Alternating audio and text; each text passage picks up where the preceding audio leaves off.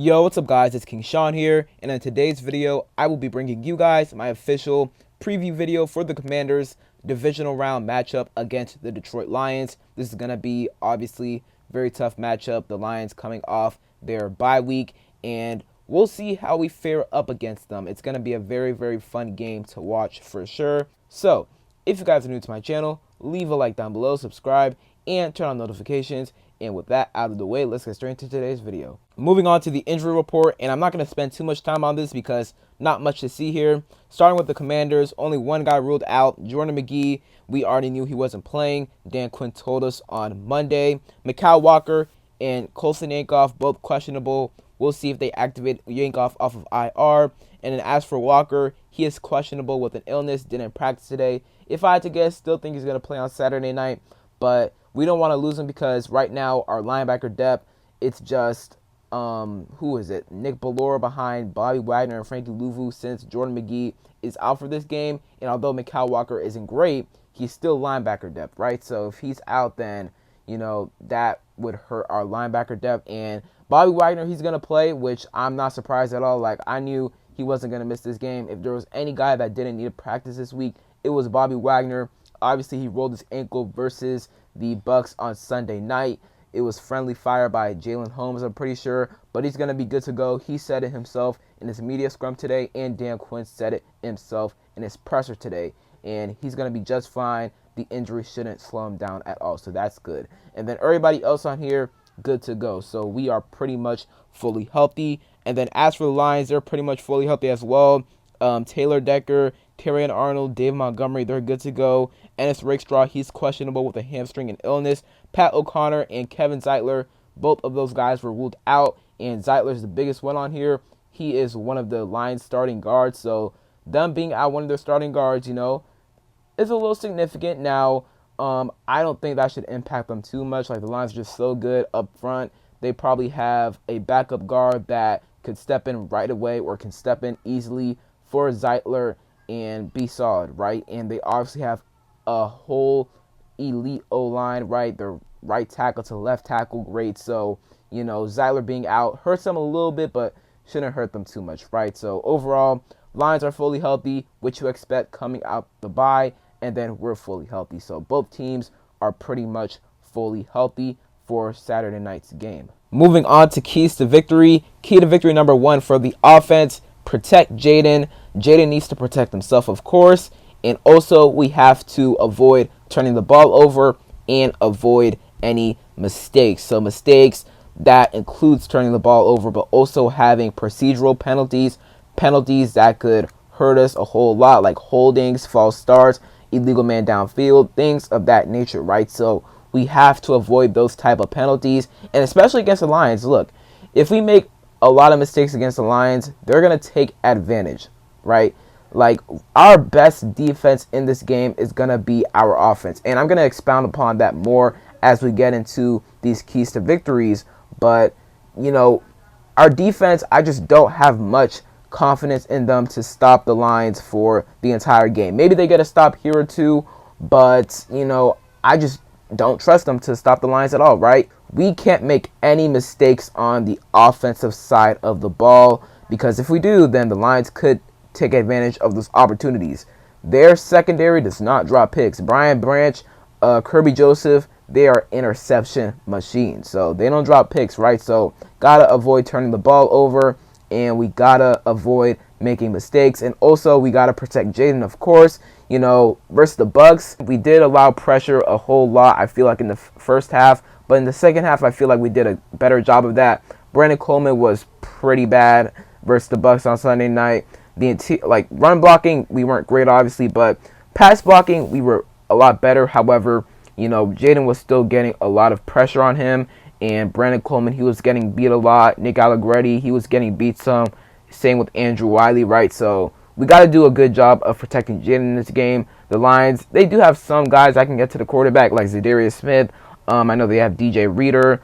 They have a couple of other guys as well, but Zadarius Smith is like probably their best pass rusher right now, and he can especially get to the quarterback, right? So we have to do a good job of protecting Jaden, and obviously Jaden has to do a good job of protecting himself. Key to victory number 2 for the offense, convert on 3rd and 4th down, and control time of possession. Like I stated a minute ago, our best defense in this game will be our best offense. We need to keep the Lions offense off the field. We know what they can do to our defense. And let's just face it, our defense just isn't a good matchup for the Lions offense at all. I mean, there's just no matchups that advantage us, right? As an offense, we need to keep the Lions offense off the field by possessing the ball for a long time each drive.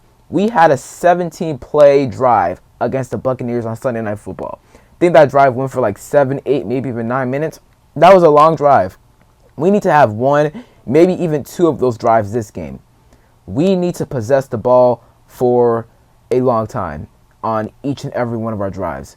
Because if we do that, then we can take the Lions offense or keep the Lions offense off the field, and they won't have enough time to do or go downfield to try and get points on the board, when they get the ball back, because there's just not enough time left on the clock, right? So that's what we got to do. We have to be able to possess the ball for a long time in this game. We got to control time of possession.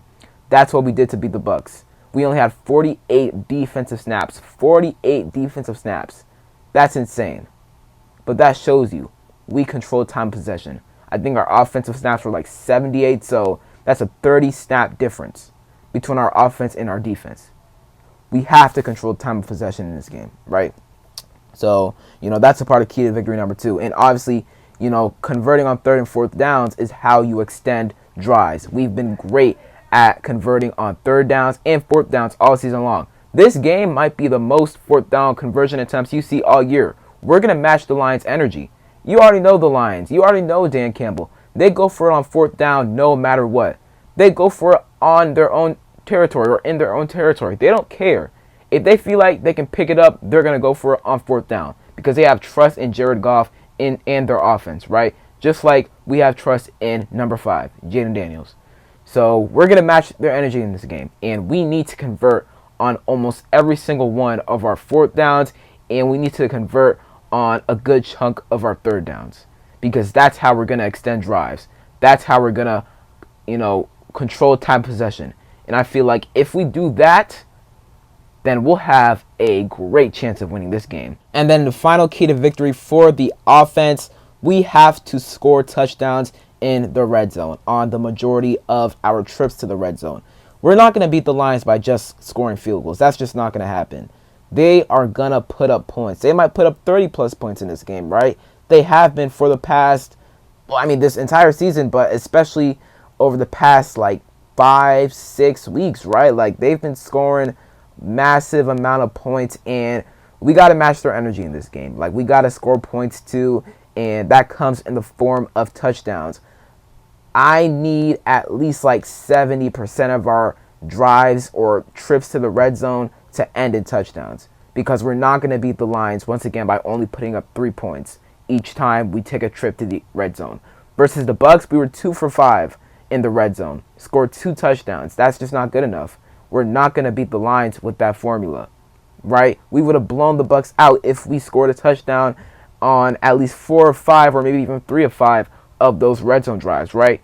So we need to score touchdowns in the red zone. We need to leave, our red zone trips with 7 points each time. If not each time, at least the majority of times, right? So that's what we got to do, and obviously that's going to be a big factor when it comes to, needing to win this game, needing to beat the Lions. Because once again, they score points, right? Their offense, high attack. They are stacked everywhere. They have no weaknesses on that offense. And I just don't know if our defense will be able to hang in with their offense, right? But, as for our offense, we need to score points in the red zone and specifically touchdowns. So that is key to victory number 3. Key to victory number 1 for the defense, we have to slow down Jahmyr Gibbs in the Lions' run attack. And truth be told, I don't know if we slow down their run attack. Their run attack is just too good. Our run defense sucks. They're getting David Montgomery back. We already know what Jahmyr Gibbs can do, so I don't know if we slow them down at all, right? We're definitely not going to just completely stop them, but if we can just slow them down a little bit, just a little bit, then that could go a long way, right? Because that could force Jared Goff to, become a passer. And look, Jared Goff's really good, right?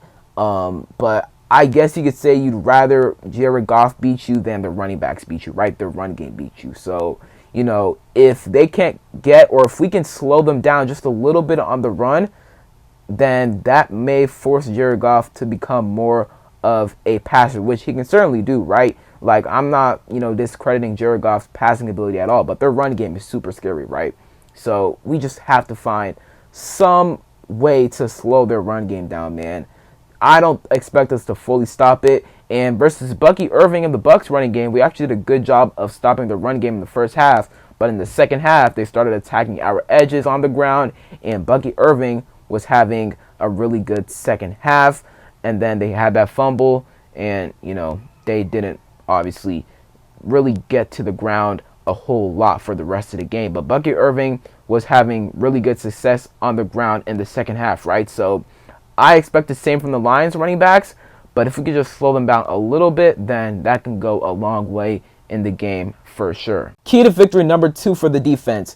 Got to get pressure on Jared Goff. That's honestly my most important key to victory for the defense in this game. We have to force Jared Goff off his platform at times, because if you just let him stand in there all the time in the world, and look, it's going to be hard to get pressure on him. The Lions, in my opinion, in a lot of people's opinions, have the best O-line in the NFL. Their O-linemen are super big, man. Big, tall, like, it's hard to get past those guys.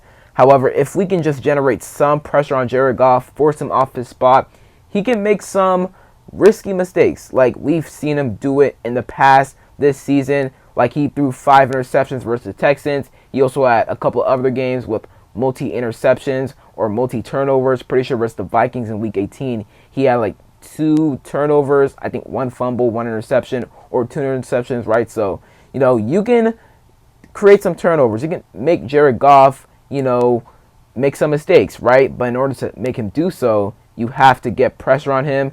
And when he does make mistakes, when he does give you opportunities, you have to take advantage of those opportunities, which leads me to key to victory number 3. We got to force a turnover or 2 in this game, right? I said that our best defense in this game will be our offense, and I still stand by that.